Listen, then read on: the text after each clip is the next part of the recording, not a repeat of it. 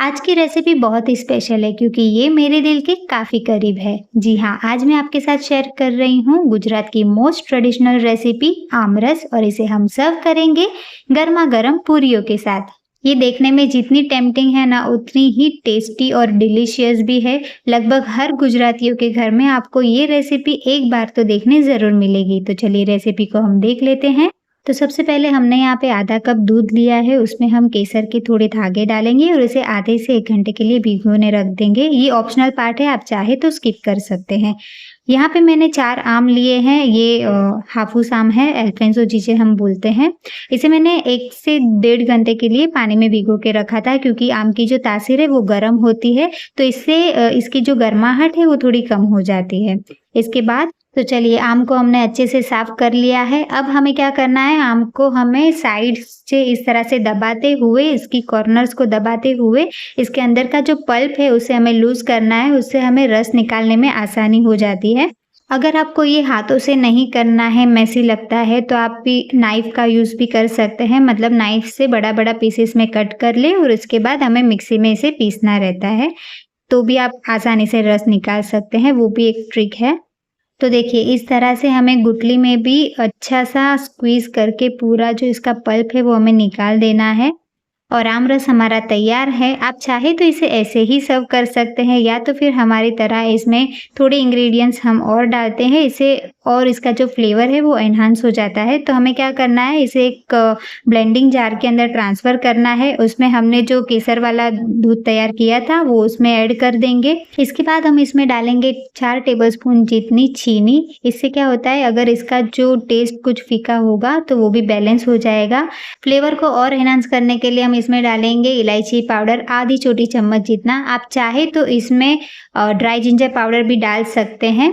इसकी लीड लगा के हमें इसे अच्छे से ब्लेंड कर देना है। तो कुछ इस तरह से हमारा आमरस बनकर तैयार हुआ है। आप देख सकते हैं इसकी कंसिस्टेंसी ना ही ज़्यादा गाढ़ी है और ना ही ज़्यादा पतली है। और एक ज़रूरी टिप, कुछ आम ऐसे होते हैं जिसके अंदर बहुत सारे रेशे होते हैं, तो उसे ग्राइंड करने से पहले आप एक बार छान ज़रूर लीजिएगा क्योंकि क्या होता है जो रेशे हैं वो साइड में हट जाएँगे और आपको प्योर आम रस मिलेगा जो आप खाते वक़्त आपके दाँतों में भी नहीं फँसेगा और आपका मज़ा भी किरकिरा नहीं होगा। तो इस तरह से हमारा आम रस बनकर तैयार है एकदम परफेक्ट कंसिस्टेंसी के साथ। तो आम रस हमारा एकदम तैयार है। तो सर्व करने से पहले हम इसमें फ्रिज में ज़रूर रख देंगे 1.5 से 2 घंटों के लिए ताकि एकदम ठंडा-ठंडा हो जाए। तब तक हम पूरी बनाकर तैयार कर देते हैं। तो पूरी बनाने के लिए मैंने यहाँ पे 2 कप जितना गेहूँ का आटा लिया है। आप चाहे तो इसमें मैदा भी मिक्स कर सकते हैं। मैं सिर्फ गेहूँ के आटे से बना रही हूँ। इसमें हम डालेंगे थोड़ी-सी अजवाइन और नमक डालेंगे स्वाद अनुसार। 2 टेबलस्पून जितना हम इसमें तेल डालेंगे और इसे मोइन तैयार करेंगे। तो इस तरह से हमें पहले आटे को अच्छे से मिक्स कर देना है। इस तरह से तेल के साथ इसे मोइन डालना कहते हैं गुजराती में। तो अगर आपको देखेंगे तो इसे अच्छे से मतलब जम भी रहा है और आसानी से टूट भी रहा है। इस तरह से क्या होता है कि हमारी जो पूरी होती है वो एकदम क्रिस्प होती है। अब इसमें हम थोड़ा-थोड़ा पानी डाल के इसका आटा गूँध लेते हैं। तो आटा जो है वो हमारा ज़्यादा सॉफ्ट भी नहीं चाहिए और ज़्यादा सख्त भी नहीं चाहिए, एकदम मीडियम कंसिस्टेंसी में हमें आटा गूँधना है। थोड़ा-सा तेल डाल के इसे अच्छे से हम मसल लेंगे इस तरह से। तो बस हमारा आटा बनकर तैयार है। इसे हम 10 मिनट के लिए साइड में रख देंगे।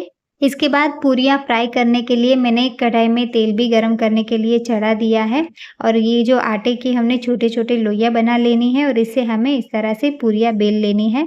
मैं ज़्यादातर बड़ी-बड़ी पूरियाँ ही प्रेफ़र करती हूँ, ये साइज़ की आप देख सकते हैं मेरी कितनी बड़ी-बड़ी पूरियाँ मैं बना रही हूँ।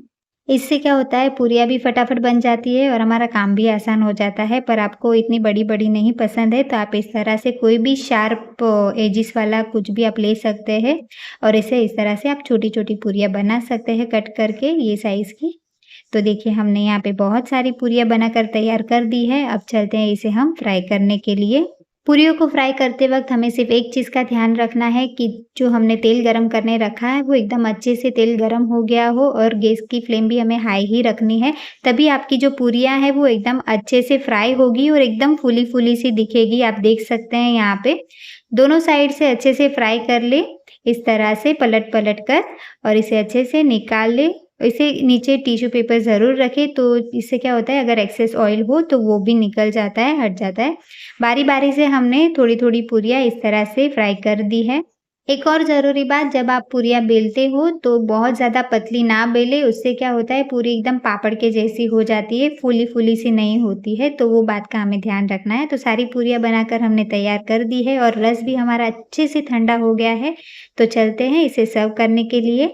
एक सर्विंग बाउल में हम सबसे पहले आम रस को सर्व करेंगे और इसे हल्का-सा अगर आपको डेकोरेट करना है तो आप ड्राई फ्रूट्स या तो फिर केसर के थ्रेड से भी आप डेकोरेट कर सकते हैं, जिस तरह से मैंने किया है। ये देखने में काफ़ी सुंदर दिखता है। तो आप इसे ऐसे ही सर्व कर सकते हैं खाने के बाद एज़ अ डेज़र्ट, और अगर आप पूरी के साथ सर्व करेंगे तो इस तरह से थोड़ा-सा डेकोरेट करके सर्व करिए, ये देखने में काफ़ी सुंदर दिखता है। और पूरी के साथ इसका जो टेस्ट है वो एकदम नेक्स्ट लेवल हो जाता है, और इसके साथ हल्की-सी अगर आप आलू की सब्ज़ी भी रख देंगे, तो आपकी जो थाली है वो एकदम परफेक्ट मील बन जाती है। इसे आप लंच या डिनर में भी सर्व कर सकते हो, ये बहुत ही अच्छी दिखती है। अगर आपको भी मेरी तरह आम रस और पूरी की ये रेसिपी बहुत पसंद है, तो प्लीज़ मेरे वीडियो को लाइक, शेयर और कमेंट ज़रूर करें, और अगर आप मेरे चैनल पर नए आए हैं, तो चैनल को सब्सक्राइब करिए और बेल आइकन को प्रेस करिए ताकि मेरे आने वाले हर वीडियो की नोटिफिकेशन आपको मिलती रहे। Thanks for watching.